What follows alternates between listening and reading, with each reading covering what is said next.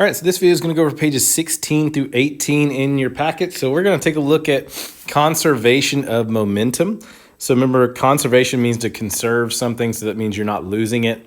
So momentum is one of the small numbers of quantities in the universe that is conserved. Okay, that means we do not lose it. Okay, other things that kind of go along that same route is things like energy, time, mass, that kind of thing. Okay, those would be things that we conserve. Now, the law of conservation of momentum, it says the total momentum of all objects before a collision is equal to the total momentum of all objects after a collision, provided the system is isolated from external forces. That means for right now, we're not worried about things like friction that could affect the velocities, things like that.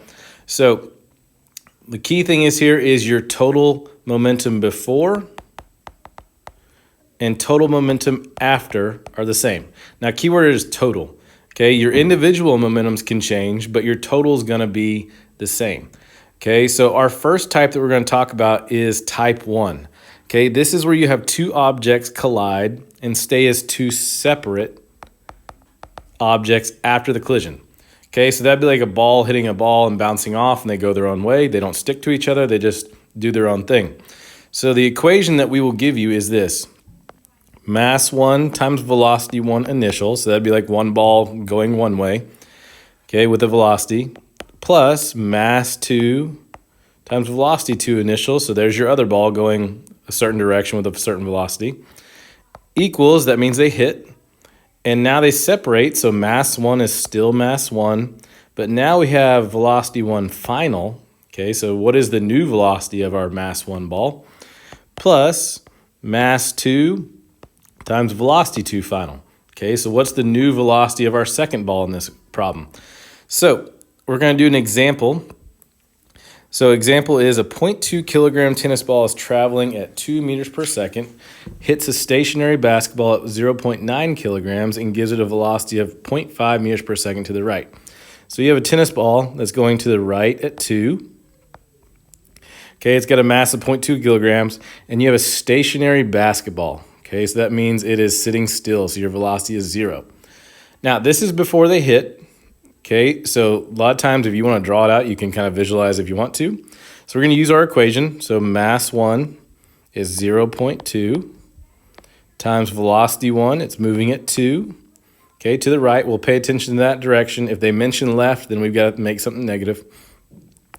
Plus my mass 2, which is 0.9. times velocity 2, it's sitting there, it's not doing anything, so that's 0, equals, now equals when they hit.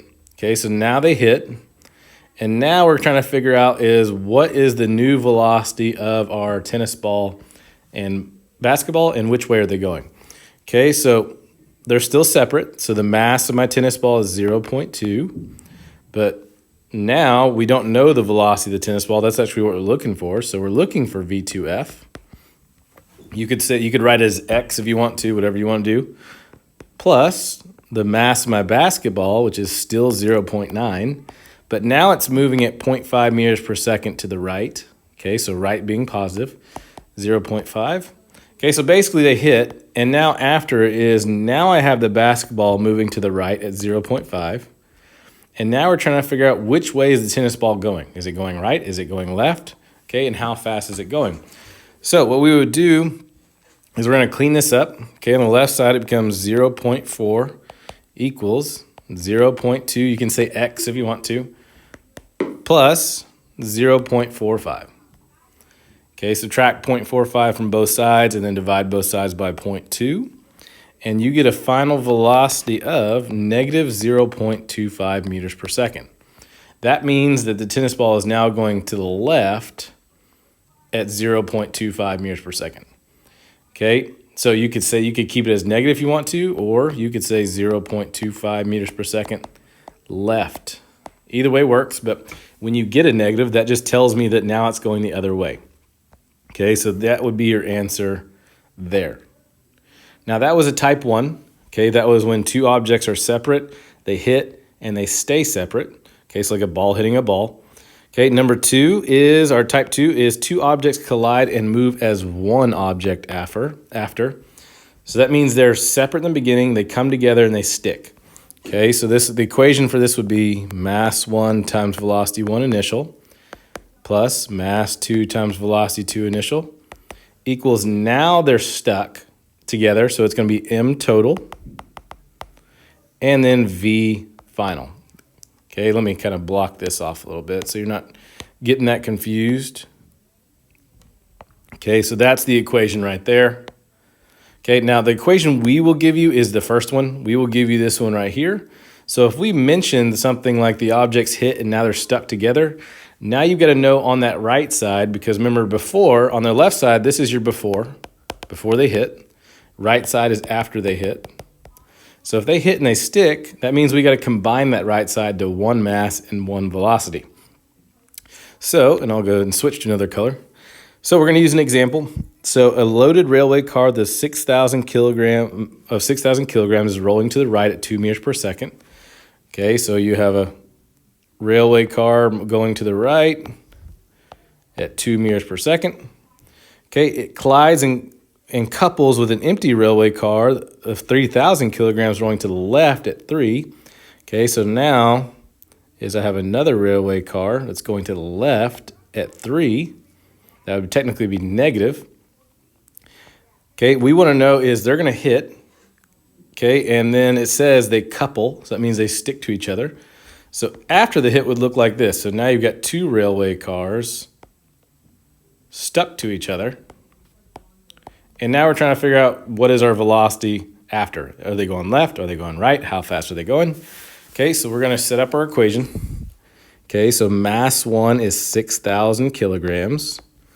Okay, velocity 1 is going to the right at 2 meters per second. Okay, so that's going to make that a positive 2. Okay, plus our mass 2, which is a 3,000 kilogram car. Okay, is going to the left at 3, so it's a negative 3.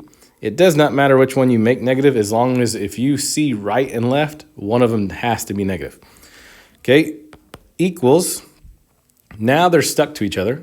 Okay, so now they have one mass. So 6,000 plus 3,000 is going to give you 9,000. Okay, and now we want to know what is the velocity of them once they're stuck together. So we're going to leave that as VF. We don't know. Okay, so we're just going to solve for that.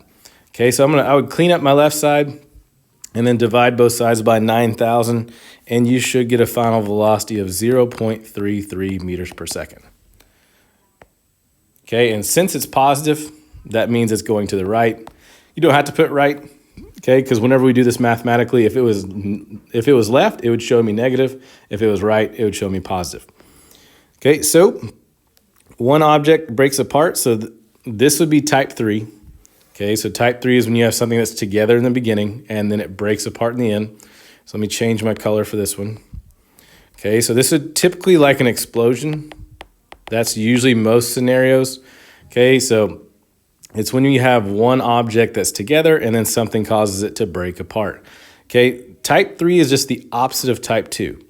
So they're stuck together in the beginning, so M total, V initial, then the explosion happens, and now they're separate. M1, V1 final plus M2, V2 final.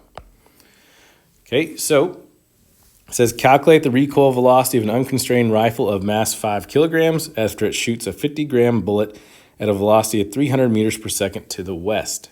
Okay, so one is I'm seeing grams and kilograms. I cannot have that, so I got to divide by 1,000. So that would give me 0.05 kilograms. Okay, so you make sure you fix that. So basically what's happening is you have your gun. Okay, I'm not even going to try to draw a gun here. Okay, so there's your gun. Okay, you have the bullet in the gun. Okay, so before the explosion happens, it's doing nothing. Okay, so the equal sign is after it happens. Then you have the gun that's off on its own. Okay, and then the bullet has left the gun. Okay, so now you had something that was together in the beginning, and now you have something separate in the end. So in the beginning, you have one mass, which is 5.05 kilograms because the bullet's in the gun. But I haven't fired it yet, so my velocity will be 0. So that means this whole left side is going to be 0. Okay, so we're going to set 0 equal to, now the gun is 5 kilograms, but we don't know what the velocity is after it fires, so we're going to leave that as VF. Plus, Now my bullet is 0.05 kilograms, and it's going 300 meters per second to the west. I'm just going to keep that as positive. You can make it negative if you want to, but since they didn't mention east, I'm not going to make something negative if I don't have to. Okay, so now what we're going to do is we're going to solve for VF. Okay, so we're going to clean that up. So it becomes negative. So 0 equals, on the right side, it'd be 5 VF plus 15. Bring that 15 over, it becomes negative 15 equals 5 VF.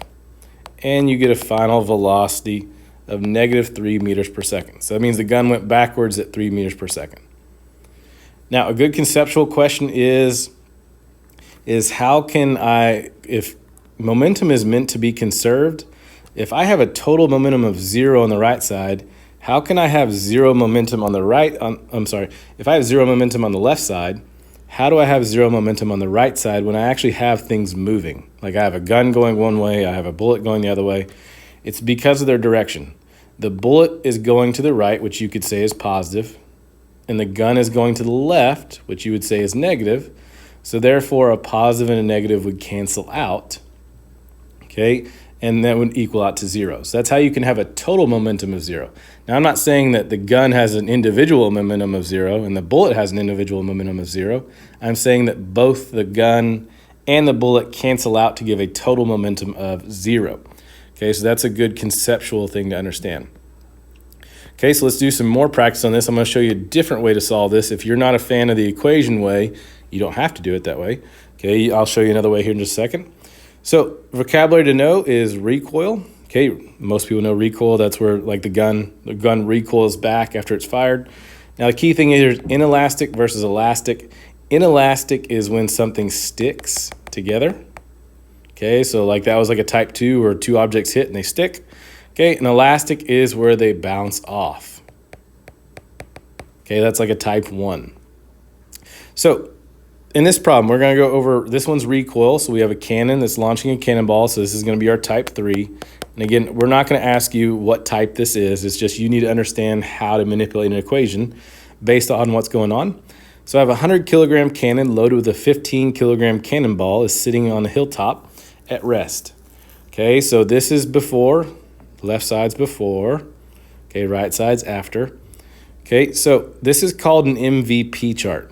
Okay, you have mass times velocity equals P, which is momentum. So what we're going to do is we're going to fill out this. Okay, you can write these on your own paper if you want to do that. If that's a way for you to visually organize stuff, go for it. The cannon has a mass of 100 kilograms. Okay, it is sitting at rest on top of the hill. 100 times 0 is 0. Okay, the cannonball is 15 kilograms. It's also sitting in the cannon, so it's also sitting doing nothing, so that's 0. 15 times 0 is 0. Now, if I want to add up my total momentums, my total momentum on the left side would be 0, which should make sense. Nothing's moving, nothing's happening. So it says when the cannon is fired, the ball leaves the cannon with a velocity of 20 meters per second. So I know how fast the cannon is going.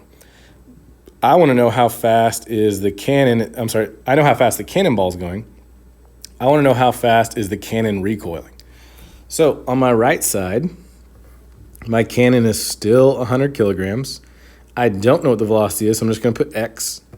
Okay, 100 times x is 100x. Okay, the ball is 15 kilograms. Okay, and it's going at 20 meters per second. So 15 times 20 is 300.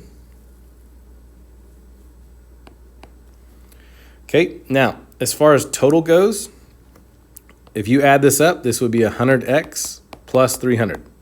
Okay, so since the x is there, you can't just combine the 300 to the 100. Okay, but remember we said the total momentum before equals the total momentum after. So we know that 0 equals out to this. Okay, so we're going to work this out up here. So 0 equals 100x plus 300. I would subtract 300 from both sides. Okay, that's going to give you negative 300 equals 100x. Divide both sides by 100.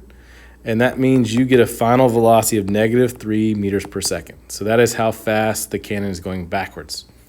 So that's how an MVP chart works, is basically you just set up the masses and velocities, and your whole goal is to find the total momentum on the left side so you can set it equal to the total momentum on the right side. So let's do the next one. We have an inelastic collision, so this is like a type 2. So type 2 is when you have an object, two objects are separate in the beginning and then they stick together in the end. So here's a good drawing of it. So I have a 0.05 kilogram bullet is fired at a speed of 250 meters per second. It embeds itself in the 3 kilogram block of wood initially at rest. How fast do the bullet and the wood move after the collision? So that means they're stuck together in the end. So we're going to set up our beforehand. So the bullet is 0.05 kilograms. It's going at 250 meters per second. So 0.5 times 250 is 12.5. Now your block is 3 kilograms. It's sitting still, so velocity is 0. 3 times 0 is 0. Add those up, and you get a total momentum of 12.5.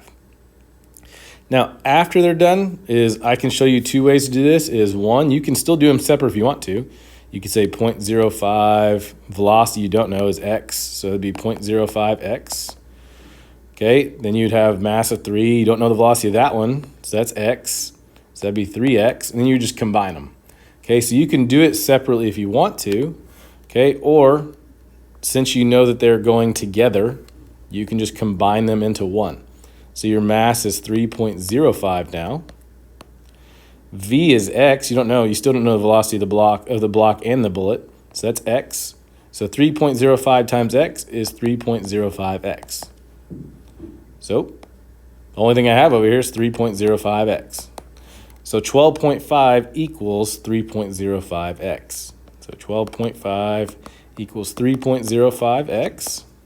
Okay, divide both sides by 3.05, and you get a final velocity of 4.1 meters per second. Okay, so let's move on to the last one. Okay, I have an elastic collision, so that means I have a ball bouncing off another ball, so this is type 1. Okay, so on here, a 5 kilogram bowling ball at 5 meters per second to the left collides with 2 kilogram croquet ball moving at 15 meters per second to the right. After the collision, the bowling ball is moving 3 meters per second to the right. How fast is a croquet ball moving? Okay, so if you're setting up your MVP chart, the mass of the bowling ball is 5 kilograms. It's moving to the left at 5, so I'm going to say it's a -5. So 5 times -5 is -25. Okay, croquet ball is going to be 2 kilograms. It's moving to the right at 15, so 2 times 15 is 30. Add that up, and you get a total momentum of 5.